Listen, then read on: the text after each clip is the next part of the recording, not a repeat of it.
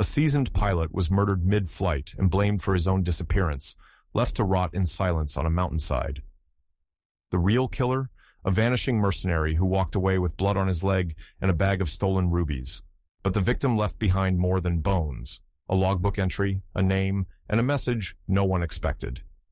Now the truth is out, and justice is catching up, one breathtaking clue at a time.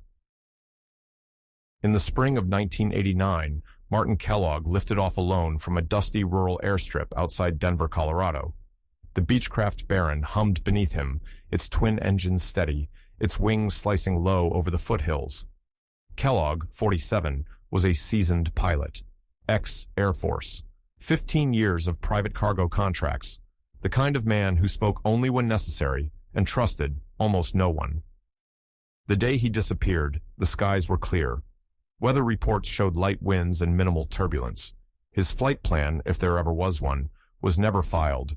He told the ground mechanic his destination was Crescent Butte, a small logging town deep in the San Juan Mountains. He said it like he meant it, but he never arrived. The last known visual came from a gas station clerk near the airstrip. She remembered the Beechcraft taking off around 2:15 p.m. She remembered because it buzzed low over the gas pumps and set off the security chime. "I thought he was showing off," she said, "but he didn't wave." After that, nothing. No radio, no radar, no debris, just a line of silence stretching 10 years long. June 1999. Two backpackers, Evan Moore and Lila Graves, were scrambling along a shale ridge north of Mount Sneffels, a hard climb with sheer drop-offs and no official trail. They were looking for a place to set up camp when Evan spotted a strange glint below them. Not rock, not snow. Something metallic wedged between a cliff ledge and a steep pine slope. At first, he thought it was an old ranger station antenna. It wasn't. They reached it by crawling, sliding on hands and knees toward the edge. The smell hit first, dry, acidic, like old oil and bone. Beneath a mass of crumpled aluminum and tangled wire sat the twisted wreck of a plane, the fuselage torn open, its wings nearly sheared off. The tail number was faded but legible, N4927K. Inside the cockpit, tangled in the remains of the pilot's seat, sat a skeleton. Helmet still on, harness rusted and stiff with time. Most of the body had been picked clean, animals, insects, gravity, but the skull was intact. And in the left temple, unmistakable even after a decade of decay, a small, perfect hole.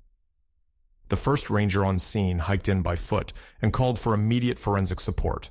Within 48 hours, the area was crawling with personnel, crime scene units, aviation experts, even a single FBI agent flown in from Denver.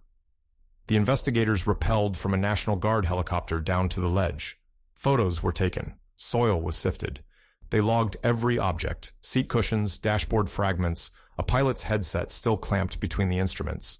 And in the floor behind the seat, a weather-warped logbook sealed in a torn plastic bag.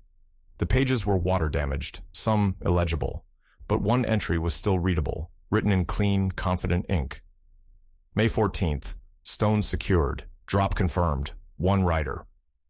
The man in the cockpit had not been alone. Dental records confirmed the identity quickly, Martin Kellogg.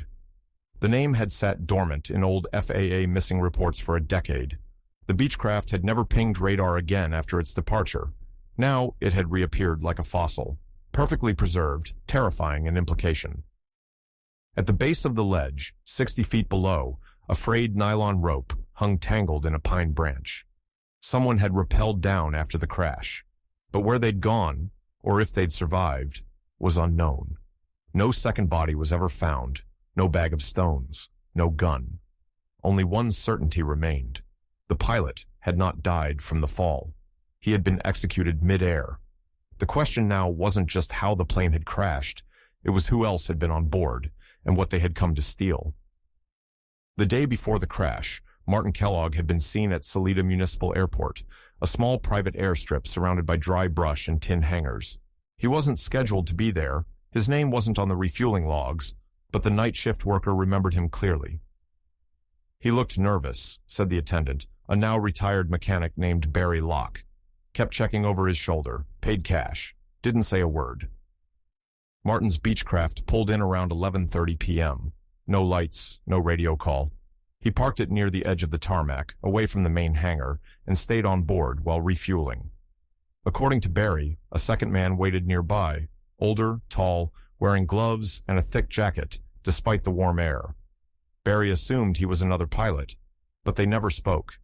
The second man disappeared as soon as the tanks were full. Later, when investigators re-examined the site, they found an oil-stained boot print near the auxiliary tank, size 12, a different brand than Martin's known flight gear. A subtle detail that only made the next discovery stranger. Inside the wreckage, recovered behind the mangled co-pilot seat, was a leather flight bag. It had been protected from the worst of the elements by twisted metal and debris. Inside, alongside torn maps and a box of rusted tools, was Martin's personal flight log. The book had swollen with moisture, but a forensic specialist was able to freeze-dry it and render several pages legible. Most entries were standard: altitudes, wind estimates, cargo notations in shorthand. But the final page, dated the day of his disappearance, carried 3 chilling lines. Weather clear, stones secured, drop confirmed, 1 rider. The phrase "one rider" sent investigators spiraling. Who was the rider? Why weren't they in the wreckage? And what were the stones? The FAA's database showed no cargo manifest filed for that flight, no insurance, no registration. The plane had effectively gone dark, which was, as it turned out, exactly how Martin Kellogg operated. He was known for quiet runs, explained Agent Laura Reese, who led the reopened investigation. Nothing illegal on paper, just vague airdrops and backcountry deliveries, cash payments, rural destinations. He had a reputation for being efficient, discreet, and off the radar. Back in the early 80s, Colorado had become an unexpected hub for illicit gemstone trade. Smugglers used remote airstrips to avoid customs, funneling raw Burmese rubies and sapphires through wilderness corridors. The gems were small, easy to hide, and nearly impossible to trace. Martin, it seemed, had become involved in that underground circuit. Whether out of desperation, greed, or pressure, no one could say. A retired customs agent recalled Martin's name from an old internal bulletin. He came up once, linked to a pilot flagged in New Mexico, he said, but nothing ever stuck. Too clean. Clean or not, someone had wanted Martin out of the sky. The .38 caliber bullet hole through his left temple told a story no black box ever could. Curiously, investigators never recovered a weapon. There was no sign of a second body, no blood other than Martin's, and no broken seat restraints. It appeared that the second passenger had survived the crash, or had disembarked before it. Then came the rope. 60 feet below the crash site, a tangle of pine branches held a length of climbing rope. Weathered, frayed, but still intact. The nylon threads were consistent with gear manufactured in the mid to late 80s. Embedded in the fibers were fine red particles, later confirmed to be granite dust, matching the cliff wall above. Someone had lowered themselves out of that wreck, likely injured, possibly dragging a pack of stones. But no pack was ever found.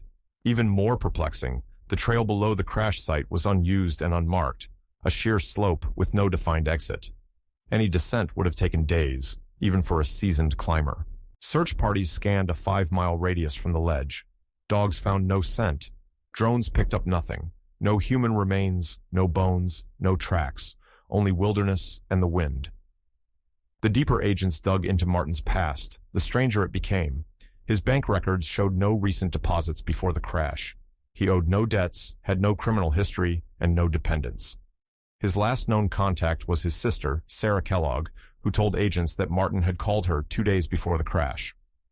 He was calm, she said, but there was something in his voice. He told me, "If anything happens out there, it's not weather. Just remember that." Then he hung up. Investigators interviewed known associates, mechanics, fuelers, flight buddies, and a picture emerged of a man who lived by checklists, loved cloudless skies, and feared something that didn't fly. "He wasn't the kind of guy who made enemies," said one fellow pilot, "but he was careful, like too careful, always checking shadows. I think he knew something was coming." The working theory, Martin had agreed to smuggle a package, likely gemstones, for an unknown client. That client insisted on riding along. Somewhere in the air, Martin got cold feet, or the rider got greedy. Either way, a gun was drawn, and Martin's flight ended with a bullet. Whoever pulled the trigger had the skill to survive the crash and vanish with the stones. As the sun dipped behind the cliffs and investigators packed up their gear, one ranger stood at the edge of the ledge, staring into the trees. "You think he just walked out of here?" he asked no one in particular. A deputy beside him didn't answer. They both knew the truth. Whoever had staged that crash didn't just walk out. They had a plan and a head start. In the weeks following the discovery, federal agents combed through every cold report tied to Colorado aviation. Most ended in routine crashes, engine failure, or weather miscalculations. But Kellogg's wreck didn't fit any of those patterns. There was no panicked transmission, no mayday, no attempt to land, just a sudden descent, a violent impact, and one very deliberate bullet. The autopsy confirmed it without question. The .38 caliber entry wound entered through Martin's left temple, clean and circular. Powder residue ringed the bone. His skull was cracked from the blast before the plane ever touched stone. The angle suggested the shot came from close range, slightly to the right. Whoever fired had been seated beside or behind him. It had happened mid-air, maybe even as Martin steered. Investigators located the remnants of the co-pilot seat, foam padding, metal springs, but no remains. No trace of a second person. Only Kellogg's body, slumped forward, still buckled. There was no bullet lodged inside the cockpit. It had exited cleanly, straight through the window glass, which was cracked outward in a tight web. That detail mattered. It confirmed the shot happened before the crash, not during it. For weeks, the working theory had been mechanical failure. But with a murder confirmed, everything shifted. The crash had been intentional. The aircraft had been steered into the cliff, or worse, allowed to fall. Then came the photo. 6 miles east, in a remote drainage basin near Silver Basin Pass, an old trail cam was found, one of the analog models, the kind that used film and triggered by motion. It belonged to a retired prospector named Alan Webb, who had used it to monitor wildlife along game paths. The camera had been undisturbed for years, its strap still nailed to a tree. He'd forgotten it even existed. When the photos were developed, most were useless. Blurred deer, raccoons, nighttime blurs. But one frame stood out. Dated June 4th, 1989, 2 days after Martin's disappearance. It showed a man in silhouette, partially backlit by dawn. He was walking east along a narrow ridge trail, a dark duffel bag slung over one shoulder. His face was obscured by a hood, but his posture was clear. Shoulders hunched, left leg dragging. He was limping. The photo was grainy, the figure small. But forensic analysts extracted enough detail to note his approximate height. 6 feet, broad shoulders. The bag appeared heavy, sagging with weight, but his grip was firm. The man had survived the crash, and he was carrying something. The trail where the photo was taken connected nowhere. No campsites, no ranger stations. It was barely even a trail, more a narrow run of packed soil between alpine brush. He wasn't lost. He was leaving. Soon after the photo surfaced, a local woman stepped forward. A rancher named Delia Winslow, whose property touched the basin's edge, claimed that around that same week, June 1989, she'd found a torn flight glove on her back fence. She thought nothing of it at the time. "I figured it blew out of some pickup," she told agents. "Didn't know a plane went down nearby. I threw it away." But she remembered the smell. "Gasoline and sweat," she said, "like metal and blood." Investigators traced her account to a creek that led down from the cliff zone. They followed it for 3 days. Dogs caught nothing. Ground scans revealed no campsites. But deep in a rock hollow, one ranger found something strange. A canteen, military style, wedged between stones, wrapped in a black sock. Inside the cap, a single fingerprint, partial but viable. It didn't match Martin, not in any database. Back at the crash site, the rope yielded more clues. Under microscopic analysis, agents discovered tiny flecks of dried blood embedded in the threads. It was human, male, O positive, not Martin's. The man who fled the wreck had been injured, maybe in the crash, maybe before. The blood sample was uploaded to CODIS, no match. In frustration, agents returned to Martin's known associates. One name surfaced repeatedly, a pilot for hire named Vince Romer, who'd vanished from FAA rolls in 1988 after losing his license. Romer had ties to a cargo network in Texas suspected of smuggling jade and rubies from Burma. But Romer was dead, found in a drainage canal outside Tucson just 6 months before Martin's final flight. Gunshot, execution style. Coincidence? Maybe. But the deeper agents looked, the more the story warped. They began to suspect the truth wasn't just about Martin Kellogg's murder. It was about who had been in that second seat, and what he'd done to survive. By now, local media had picked up the story, not just of the wreck, but of the man who disappeared from it. Headlines called him the Ghost Rider. Talk radio spun theories: a hired killer, a smuggler gone rogue, a federal informant. One local paper ran a headline: "He fell from the sky," and walked out with stones. Online forums bloomed with speculation. Survivalists posted theories about how someone could rappel from a crash site and vanish. One even claimed the mystery man was seen weeks later at a pawn shop in Taos, trying to sell rubies. Unverified, likely fiction. But then came a new report, one that made agents freeze. A missing persons case, filed in June 1990, had gone overlooked for years. A man named Julian Voss, age 42, former military contractor, dishonorably discharged in 1986, had vanished from Denver. His last known location, the same airfield from which Martin Kellogg departed. Julian had been wanted by Interpol for suspected smuggling of Burmese gemstones through Southeast Asia. He was known for close-quarter combat, survivalist training, and a tattoo on his left hand, a red diamond split down the middle. No body had ever been found, no arrests, no sightings, until now. Investigators pulled up Julian's file, stared at the only existing photo, grainy, old, but when compared to the trail cam image, the posture, the height, even the gait, it was possible, highly possible. The man in the woods, limping away with a duffel bag full of stones, might not have been a survivor at all. He might have been the killer. The rope was still there, frayed, sun-bleached, and dangling from the tail section like a silent signature. Investigators traced its drop, 60 feet down into pine, where branches held shreds of red nylon. Someone had rappelled out after the crash. Halfway down, a torn climbing glove clung to bark. Blood on the fabric matched earlier samples.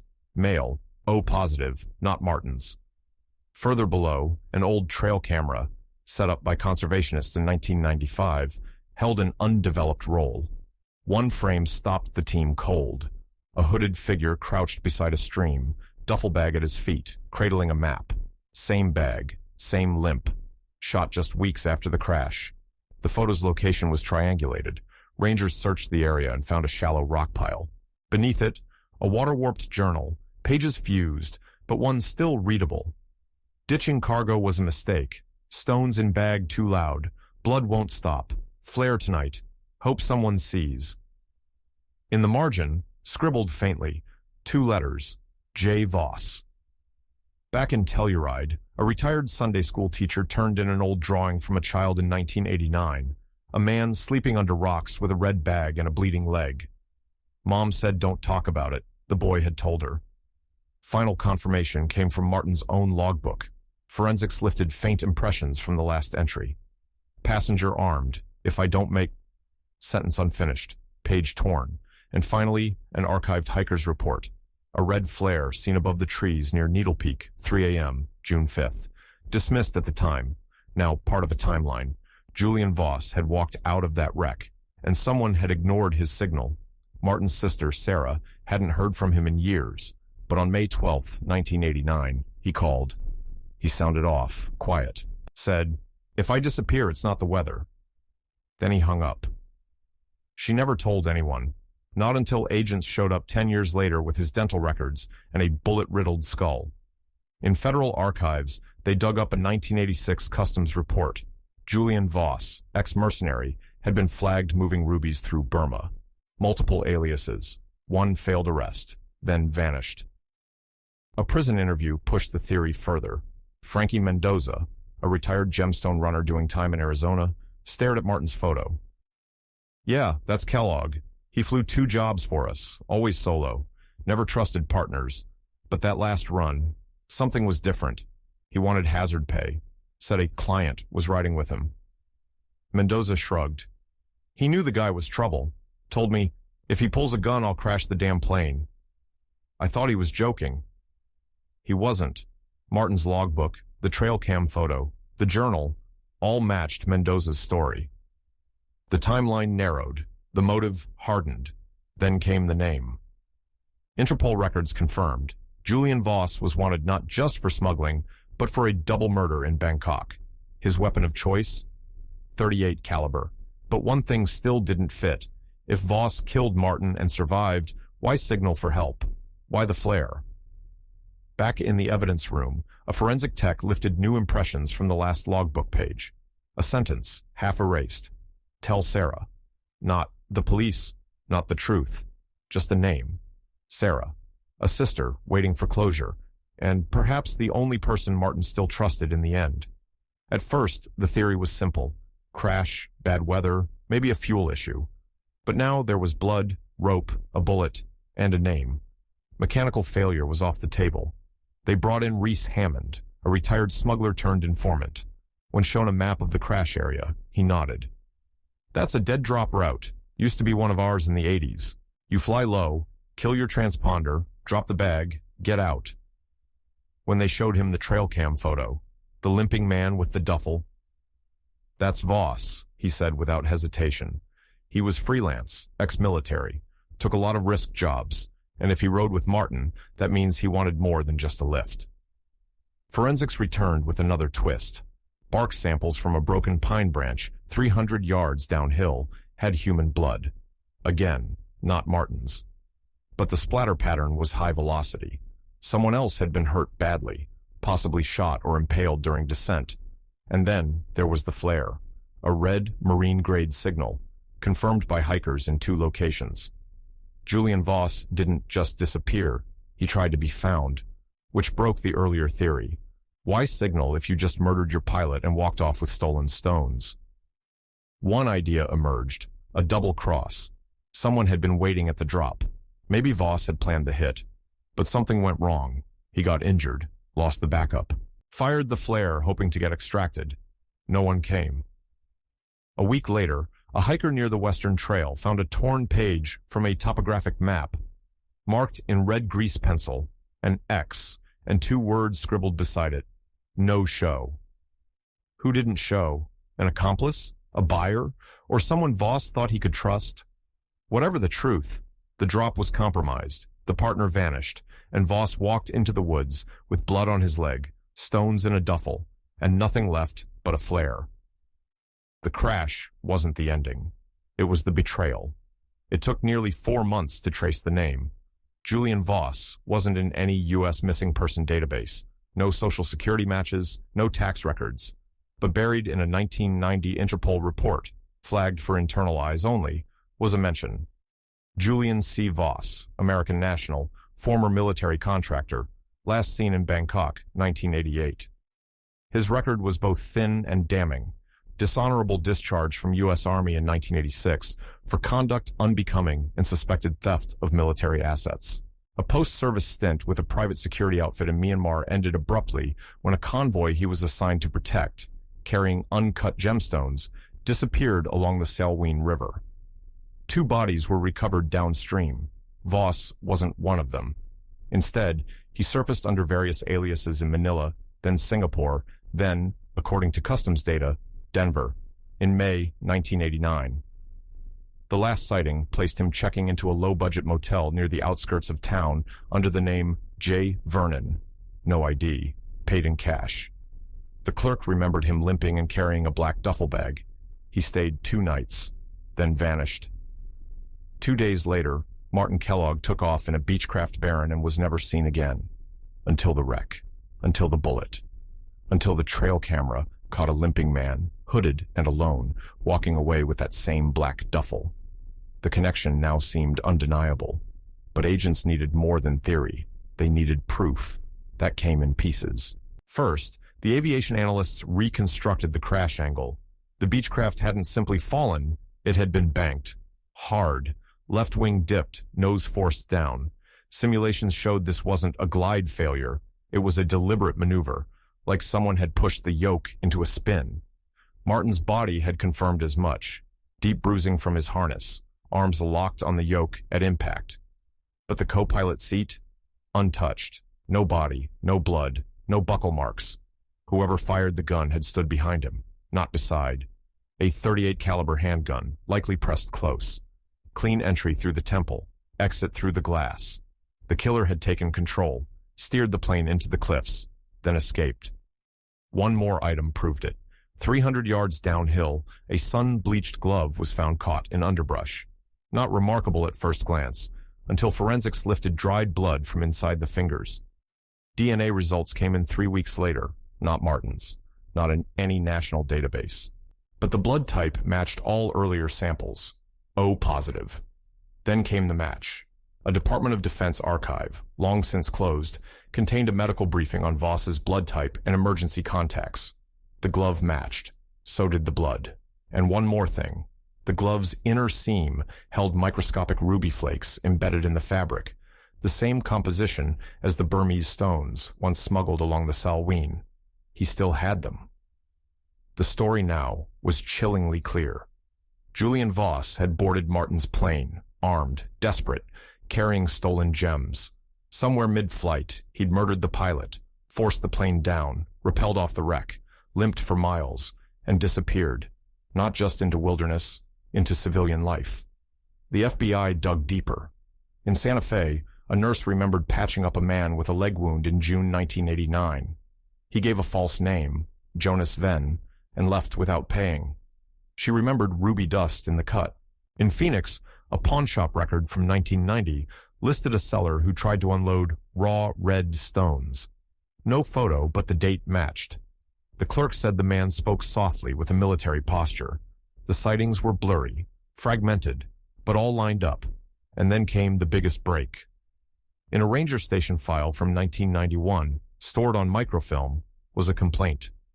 A man had threatened a hiker near Beartooth Basin, said the trail was private property. That hiker, now in his 60s, described him years later as lean, scarred, limping. Looked like he hadn't spoken to a soul in months. He filed the report under the name Julian Voss. No one had followed up.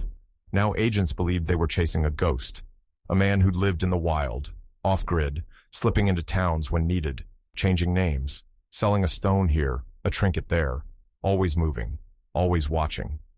They theorized he may have crossed into Mexico or vanished into one of the off-grid communes in New Mexico's desert sprawl. But no arrest, no clear trail, only the pattern. Julian Voss had become what Martin never did, a myth. The San Juan Mountains held their silence for a decade. Snow fell, winds shifted, seasons turned, and deep on a ledge above the tree line, Martin Kellogg's wreck remained, untouched, unseen, and unsolved. But once unearthed, the mountain began to speak, and what it told investigators was darker than anyone had guessed. At the Denver field office, the entire wall was papered now. Photos, maps, timelines, testimonies. Two faces in the center. Martin Kellogg, clean-shaven, squared-off jaw, eyes steady.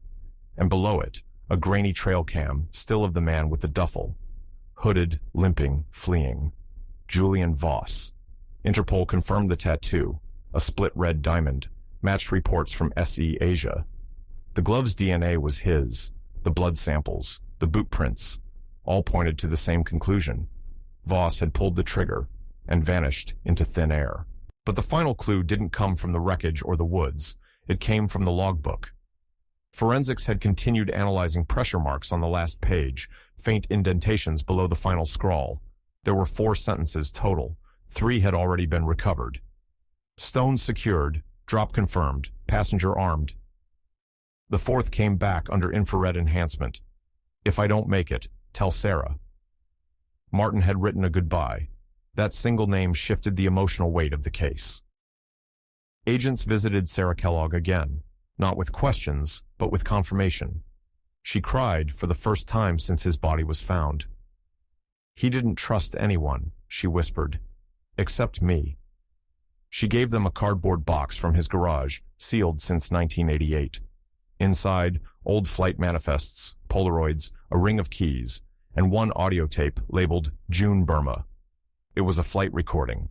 Agents played it on restored equipment, static, wind, then voices. Martin's steady. And a second voice, deeper, sharper, measured. Julian. The tape wasn't long, 20 minutes. It cut in mid-conversation. You said this was just transport. Change of plans. You pull that gun again and we're both going down. You wouldn't crash your own plane. Try me. Pause. You should have stayed in Rangoon. You shouldn't have crossed the Salween. Then silence. Then the plane's engine whine shifts. The hum climbs. And the last sound is Martin's breath. One long exhale. And a gunshot. The tape went quiet. The aircraft crashed 3 minutes later. The FBI released a formal case summary in early spring. Julian Voss, presumed alive, was wanted for first-degree murder, air piracy, and smuggling. Interpol reopened its files. A new wanted poster was issued, but there was no arrest, no sighting, no grave, just echoes. One final anomaly surfaced 2 months later. A red flare, modern, civilian grade, was reported by hikers above Dead Man's Ridge. No campsites nearby. No climbers missing, no aircraft overhead, and no one claimed it. When rangers hiked to the ridge, they found a spent casing, and beside it, scratched into the bark of a weathered pine, 10 years. I watched. No one came. Never again. It wasn't signed. It didn't have to be.